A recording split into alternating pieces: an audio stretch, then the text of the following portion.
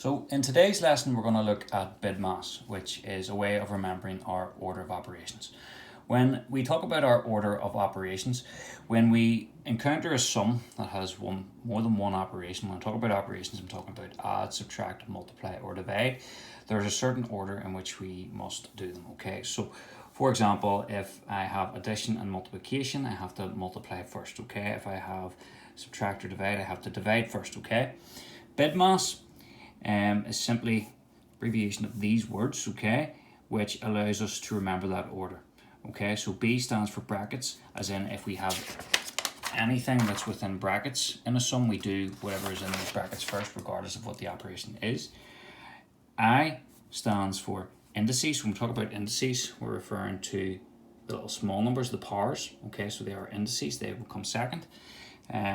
Then we have divide, which is third, multiply, which is fourth, addition, which is fifth, and lastly, subtraction. Okay, so BIDMAS, if you spell it out, helps us to remember that. You can write that down to get it in your head. Okay, so if we look at some of our examples that we're going to go through, okay, and I've already done this first example, I'm going to show you how you set your working out as we progress through the video.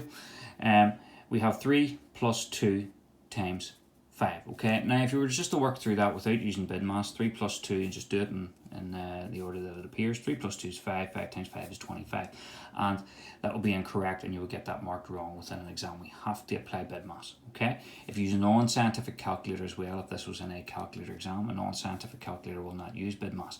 That's why it's important to get a scientific calculator, because they will automatically use BIDMAS and it will make your job a lot easier, okay? So 3 plus 2 times 5. If we identify the operations, we have addition and multiplication. If we look at our order of operations, multiply comes before addition, so we're doing our multiplication first. So I'm doing 2 times 5, which is 10. And then what I do is I bring everything down in that order. I bring 3 plus down, so I now have 3 plus 10, which is then 13. And I set it out doing a line at a time where I do one operation at a time. That's generally how I will set my working out. And when I bring things down, I keep it in the same order in which it initially appeared in the sum. Now that might necessarily be important for an addition, because it doesn't matter what order you add two numbers. Say for example 2 plus 3 is 5, 3 plus 2 is also 5. It is important, however, when we talk about a subtraction, and we'll see that now. So if I look at this sum, 9 take away 12 divided by 3, so I've got subtraction and I've got division. Division is here, subtraction is at the very end, so we do our division first. So 12 divided by 3 is 4, and then I bring the 9 minus down. So the sum stays in the order of 9 take away 4, which is 5. Okay, and that is important because one of the most common mistakes in this type of equation is that somebody would then do, okay, 4 take away 9 and end up with minus 5. The answer is 5, okay? So just bring everything down in the order in which it appears, okay? Moving on to our third example. So we have 3 operations, mightn't be evident at the get-go, but I'll just identify them now. We have add, we have an indice, and we have multiply, okay? So between addition, our indice, and multiply, the indice is the first thing we do. So we're doing indice, multiplication, and then addition, okay? So let's do the indice first. 2 squared is quite simply 4. And then I'm going to bring the 7 plus down. I haven't done anything there yet. And the times 5 down. Now I'm left with add and multiply. And just like above up here, multiply becomes before add. So I'm doing 4 times 5, which is 20. Okay? Then I bring my 7 plus down. 7 plus is 27. So again, it kind of makes sense. If we have 3 operations, we should have 1, 2, 3, 3 lines to get us to our final answer. Okay? Now, when I come across a question like in number 4, where I have 2 multiplies and an add, okay, I can do the multiplies at the same time. So multiplication comes before addition, so I'm going to do this and this, and I'm just going to bring my addition sign down. So 3 times 2 is 6, 4 times 5 is 20, bring my addition sign down, 6 plus 20 is 26. Okay? Moving on to our next example. Okay, number 5. And a couple of things I'm going to point out for you in here. So we have a bracket. we have a subtract, we have an add, and we also have a multiply that mightn't be evident.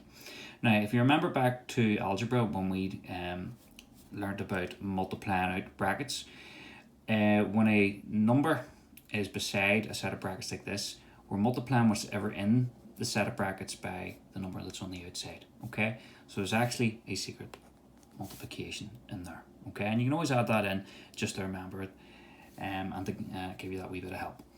So we're going to do what's inside the bracket first, okay? Because remember, brackets is always first. So even though it's taken away, that's inside, and taken away generally happens last. If it's inside a bracket, we do it first. So 6 take away 3 is 3. Now let's bring everything else down. So still got the 3 plus 2, and remember we're multiplying the 2 and the 3 because it was outside the bracket. You can keep the bracket in if you want, but you're going to multiply it out anyway. So 2 times 3, because multiplying is next, is 6. And then I still have my 3 plus here. 3 plus 6 is 9. Okay? And generally as well, if you're doing a bit of practice in these, if you again have a scientific Casio calculator, you can type these in exactly as they appear, and the calculator will do the work, and it's a good way of practicing both doing them with and without a calculator, using the calculator to check your answer. Okay. Last example we're going to look at today. Okay. Again, couple of things. There are 2 subtractions, however, one of them appears inside a bracket. Okay. So we've got a subtraction here and a subtraction here. However, this one is inside a bracket. We also have an indice. Now, again, the same order still applies. We do what's inside, and just remember we've also got to multiply 3 times whatever's inside the bracket. All right, so do what's inside the bracket first. 5 take away 3, which is 2. Remember, bring everything down. I've still got my indice, so I've got to square that. Got 3 times that, and 20, and my minus here. Okay, now next we've got our subtract, our multiply, and our indice. We do the indice next, okay, because after brackets is indices. So 2 squared is 4. All right, let's bring down everything else. 20 take away 3 times 4. Okay, now we've got to subtract and multiply. Multiply comes next. 3 times 4 is 12, and 20 take away 12, and remember that order is important, because if I did 12 take away 20, I would end up with minus 8. 20 take away 12, however, is positive 8. So just that is important, because although it doesn't matter what order we add in, it does matter what order we subtract in. Okay, so that is BIDMAS, or order of operations. I will also do another video on the types of equations where we're asked to insert brackets to make an answer correct. Get plenty of practice at these. It's the best way to improve upon them, and anything you're unsure about, just ask.